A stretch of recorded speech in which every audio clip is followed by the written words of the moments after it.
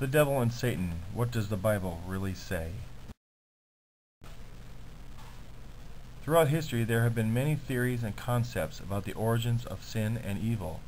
This brief look at what the Bible teaches on the subject of the devil and Satan will examine long-held traditions and myths. We hope to inspire your mind to think about these things and to study the Bible together, looking for the real devil. Old Testament Traditions, excerpts from The Real Devil by Duncan Heister, www.realdevil.info, to view the entire book online. Please pause the video and read Genesis 3, the serpent in Eden.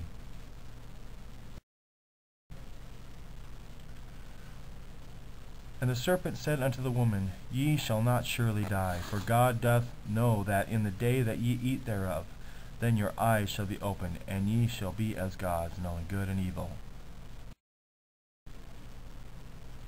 Popular interpretation. It is assumed that the serpent here is an angel that had sinned, called Satan. Having been thrown out of heaven for his sin, he came to earth and tempted Eve to sin.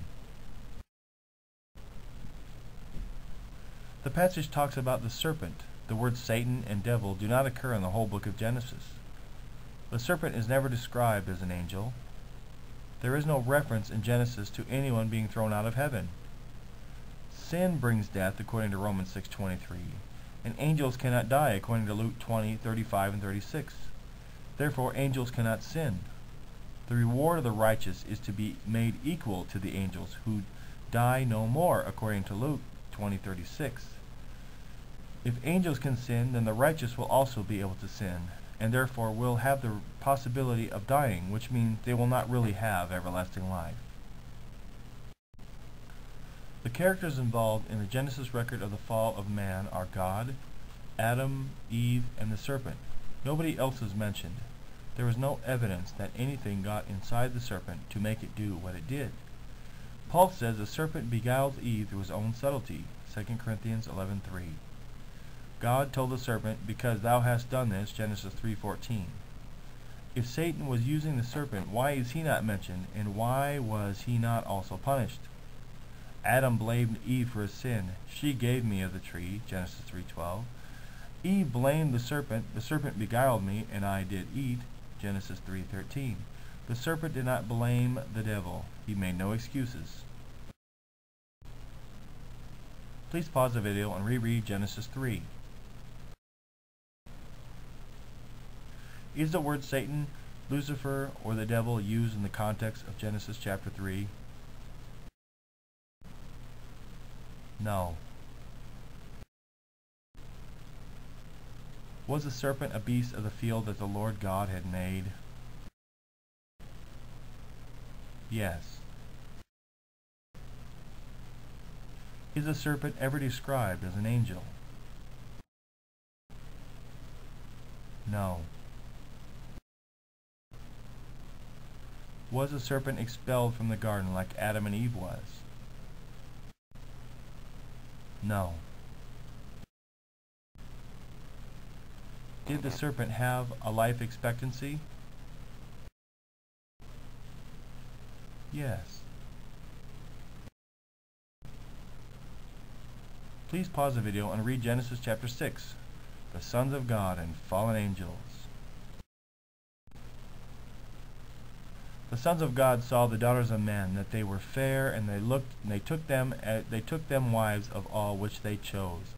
And the Lord God said, My spirit shall not always strive with man, for that he also is flesh. Yet his days shall be 120 years. There were giants in the earth in those days, and also after that, when the sons of God came unto the daughters of men, and they bare children to them. The same became mighty men which were of old, men of renown. Popular interpretation. It is thought that the sons of God are angels who, on being thrown out of heaven for their sin, came down to earth and married attractive women, resulting in them having very large children. There is no mention at all of the sons of God that came down from heaven. Why assume these sons of God are angels? The phrase is used concerning men, especially those who know the true God, Yahweh. See references.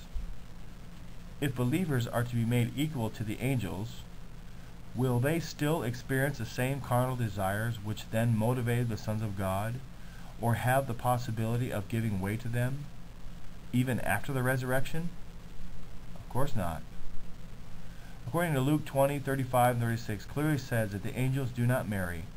They that which shall be accounted worthy to obtain that world and the resurrection from the dead neither marry nor are given in marriage, for they are equal unto the angels. It is commonly believed that the angels who are thought to have sinned came down to earth at the time of the Garden of Eden incidents. But Genesis 6 concerns the time of the flood, which is many years later. The Hebrew word for giants in Genesis 6:4 is also used to describe the sons of a man called Anak in Numbers 13:33. Freak human beings of unusual size or strength are sometimes born today, but it does not mean that their parents were angels or fallen angels. We are not specifically told that the giants were the children of the sons of God. They were giants, and also after that, the sons of God came into the daughters of men. Verse 4. Please pause presentation and reread Genesis chapter 6. Is there any mention of Satan, Lucifer, or demons? No. Is there any mention of fallen angels? No. Why did Yahweh destroy the earth and cause a flood? The wickedness of man, not angels sinning, according to Genesis 6:5-7. Are the sons of God called angels in the context? No. Are we specifically told that the giants are the offspring of the sons of God? No. For additional information, see www.realdevil.info. To obtain a hard copy of The Real Devil, send a $20 donation for The Real Devil by Duncan Heister to CareLinks USA, P.O. Box 1049, Sumner, Washington 98390. Email scott@tacomaecclesia.net. A ministry of CareLinks USA, www.tacomaecclesia.net. Thank you and have a good day.